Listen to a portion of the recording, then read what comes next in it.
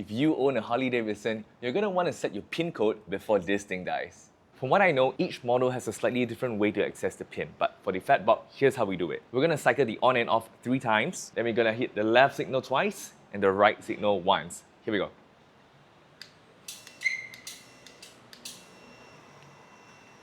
And you know you have accessed the pin when this thing appears. And so how you set it is by using the right signal. Right signal goes to the next number on the right, right, right, and right. And if you want to set the numbers, for example, I'm at my 5th digit, I'm going to change it with the left signal. It will go up to 6, 7, 8, and so on. I'm going to set it to 5. So now my pin is basically 5 5s. So what you're going to want to do now is switch off the bike. So I'm going to get rid of the key fob and I'm going to show you how to start the bike. So I've removed my key fob and I'm going to show you what happens when I switch on the bike.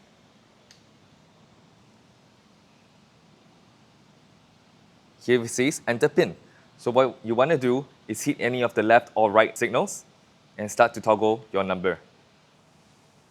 So remember, my number was all 5s, so I'm going to quickly cycle through that.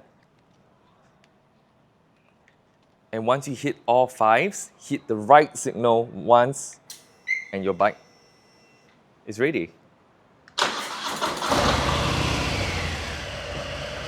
So now that you know how to set your pin, make sure you always remember it, write it down somewhere, so that when your key fob dies, you can still start your bike. And of course, I'm going to change mine. Don't steal my bike.